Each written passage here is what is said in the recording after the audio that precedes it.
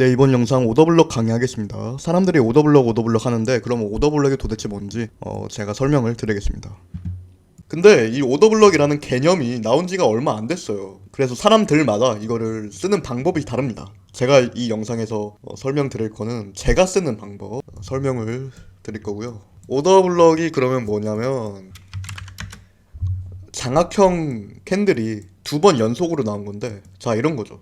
자, 이건 4시간 봉. 여기에서 이 구간에서 음봉 캔들, 여기가 오더블럭 구간입니다. 그러면 왜 이게 오더블럭이냐면, 자, 이렇게 계속 올라오는 추세였습니다. 그러다가 그 직전 양봉을 덮어버리는 크기의 음봉이 생겼죠. 음봉으로 직전 양봉을 덮었다. 그러면 이 음봉 캔들 당시에 뭔가 약간 낌새가 묘했을 거란 말이죠. 아, 이제는 하락 반전으로 갈 수 있겠다 라고 생각이 들 수도 있는 그런 자리였습니다, 이 당시에. 그런데 그런 장악형 음봉 이후에 장악형 음봉을 또다시 완전하게 덮어버리는 장악형 양봉이 나왔어요. 그러니까 장악형 캔들이 두 번 연속으로 나온 거죠. 그러면 이 시점에서 이 중간에 있는 첫 번째 장악형 캔들, 이 음봉 캔들은 오더블럭이 됩니다. 오더블럭. 왜 오더블럭이냐? 여기에서 좀 치열하게 전투가 많이 일어났다는 거죠. 자, 이렇게 설명을 할 수가 있겠죠. 이중 장악형 캔들이 오더블럭이 되는 건데 왜 나중에 유의미하게 작용을 할 수가 있냐? 치열하게 전투가 일어난 곳이기 때문에. 그러면 이렇게 표시를 해놓을 수가 있는 거죠. 이 음봉 캔들의 몸통, 이거는 꼬리까지 보는 건 아니에요. 몸통만 봅니다. 저 같은 경우에 몸통만 보고 나중에 이렇게 다시 내려온다면 여기에서는 지지 가능성을 기대해 볼 수 있겠죠. 그런데 이후에 다시 이 자리에 아직 안 왔기 때문에 어떻게 결과가 나왔는지는 아직은 알 수가 없습니다. 그러면 실제로 과거에 한번 써먹었던 구간을 보겠습니다. 실제로 제가 매매를 했던 구간, 이런 것도 가능하겠죠. 자, 여기 보시면, 자, 음봉 캔들이 조그맣게 있어요. 그런데 이 음봉 캔들을 삼키는 양봉이 나왔죠. 그래서 이 당시에 이제는 반등의 시작이구나, 반등을 추가적으로 할 수 있겠구나 라고 생각을 했을 구간인데 바로 또 집어 삼키는 음봉이 나왔죠.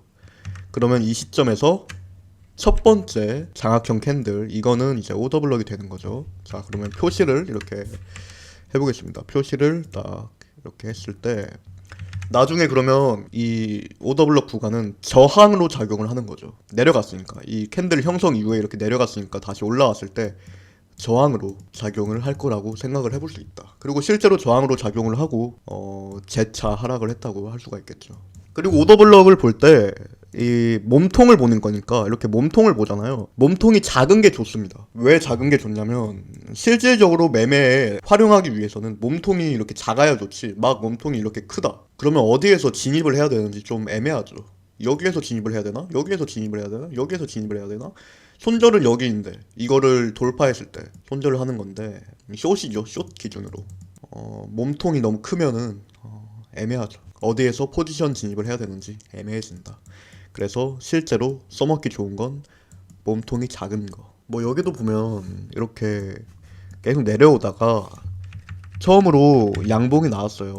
양봉이 나왔죠. 직전 음봉을 덮어버리는 크기의 양봉이 나왔어요. 그래서 이제 반등 할 수 있겠다라고 생각해서 매수를 했겠죠, 사람들이 이 당시에. 그런데 이 양봉을 또 다시 삼켜버리는 장악형 음봉이 나왔다.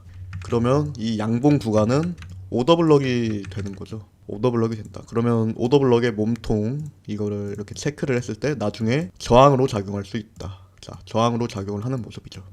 그런데 여기 밑에도 바로 보니까 오더블럭이 또 있죠. 오더블럭이 또 있어요. 이렇게 조그만 양봉이 있는데 이 양봉을 덮어버리는 음봉이 나왔어요. 근데 이 음봉을 또 다시 연속적으로 덮어버리는 양봉이 나왔다. 그러면 이 시점에서 이 중간에 있는 캔들, 첫 번째 장악형 캔들은 오더블럭이 되는 거죠. 근데 이거는 좀 몸통이 넓어요. 넓으면 실질적으로 사용하기에 좋다, 안 좋다? 안 좋다.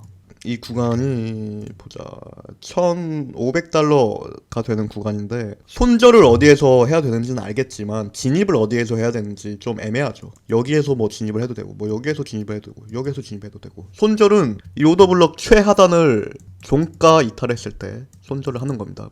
이렇게 꼬리만 살짝 삐져나온 거는 이탈을 했다고 보지는 않고요. 종가 기준으로 몸통 기준으로 이탈했을 때 그러면 손절이 나가야겠죠. 이것도 마찬가지. 이것도 이렇게 위에도 이렇게 오더블럭이 있었고 밑에도 오더블럭이 있었고 그래서 오더블럭 사이에서 이렇게 계속 놀았죠. 박스권 형태로. 뭐 여기도 오더블럭이 있죠. 여기도 이렇게 계속 내려오다가 직전 양봉을 덮어버리는 음봉이 나왔고 그 음봉을 연속적으로 덮어버리는 양봉이 나왔습니다.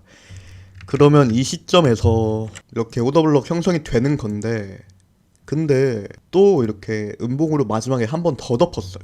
또 덮었다. 그러면 오더블럭이 또 생기는 거죠. 어떻게? 이렇게 생기는 거죠. 그러면 첫 번째 건 지우고 이렇게가 이제 최종적으로 오더블럭이 형성이 된 거죠. 그럼 나중에 이 오더블럭 구간에 돌아왔을 때 저항 역할을 할 수가 있게 되는 거죠. 이 오더블럭 형성 이후에 아직까지 비트코인이 이 구간에 온 적은 없어요. 나중에 저항할 가능성이 있는 구간입니다. 저기는. 그리고 자 여기도 보면 오더블럭이 있어요. 어떻게? 양봉, 음봉, 양봉 이렇게 연속적으로 덮으면서 이 당시에 이렇게 지지 오더블럭이 형성이 됐죠. 자 어떻게? 이렇게 형성이 됐었는데 그러면 나중에 이 지지 오더블럭에 닿으면 반등 가능성이 있잖아요. 그런데 어떻게 됐냐? 자 바로 이 오더블럭을 형성하자마자 차트가 바로 되돌아오면서 오더블럭을 이탈했어요. 사실 약간 횡보하는 느낌이죠. 횡보하는 느낌으로 이탈했다. 이런 건 안 좋아요. 왜 안 좋냐면은 오더블럭을 형성하고 이렇게 쭉 추세가 나오고 다시 이렇게 되돌아왔을 때 이렇게 반등으로 튕겨내는 건데 이거는 이렇게 추세가 나오지 않고 그냥 바로 직후에 캔들이 되돌아왔죠. 이런 경우에는 오더블럭이 정상적으로 작용을 하지 않는 경우가 많습니다. 그래서 그거를 여러분들이 알아두시면 좋을 것 같아요.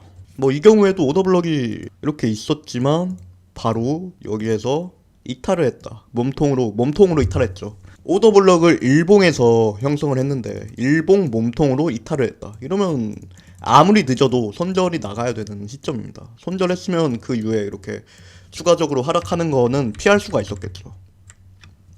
그러면 영상은 여기에서 마치겠습니다. 시청해주셔서 감사합니다.